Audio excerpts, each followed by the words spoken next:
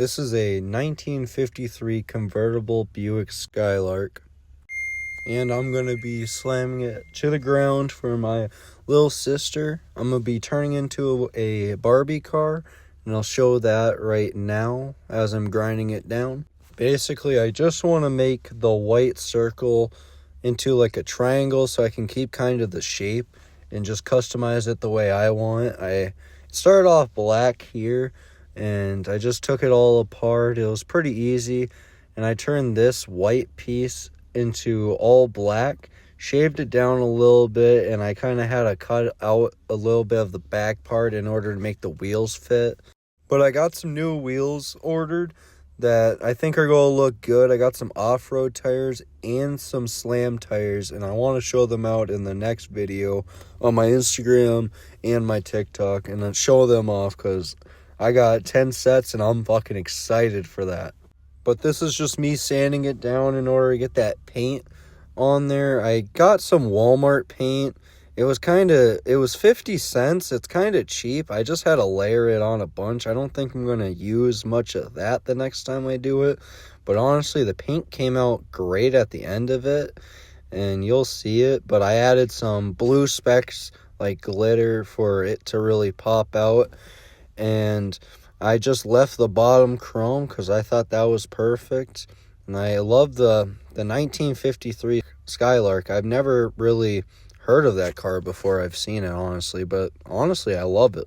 The way the car looks. This is how the car looks after sanding. Honestly, it came out pretty good. I didn't use any of that stuff I used last time, but it came out good. And I'm just doing the white triangles here. I taped up the entire thing just so I could get a perfect triangle. I just wanted to even it out and make it look even and just look nice. And this is the Walmart paint I was talking about. It didn't really stick at first. When I first started using it, I'm like, I'm going to have to layer this shit like a bunch. I had to maybe layer it like 3 to 5 times in order to get the paint to stick and look how I wanted it to. But honestly, I just had to thick layer it, and it was just really runny, honestly. I am going to be building for the next video a customized Ford for a coworker. It's going to be my first lifted car. Kind of excited to experiment with it and see how it goes.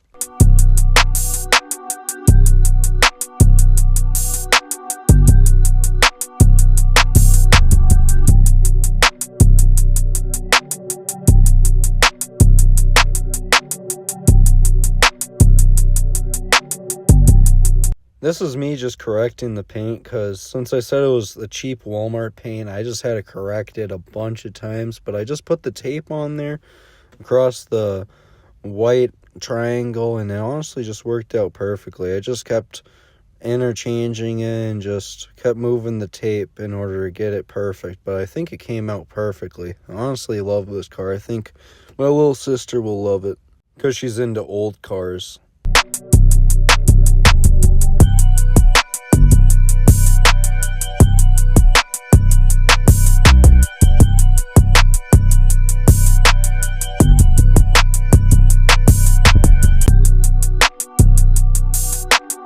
As you can see, kind of with the trunk, once it's kind of dry, it looks pretty good for 50-cent paint. I think it works pretty good, I ain't gonna lie.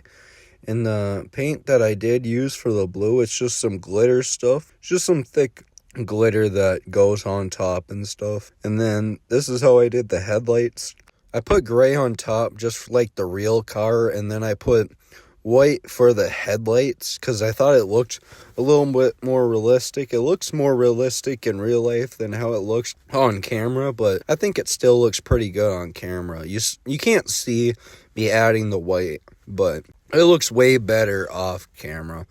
And then these are just the door handles, and then I added the gas cap.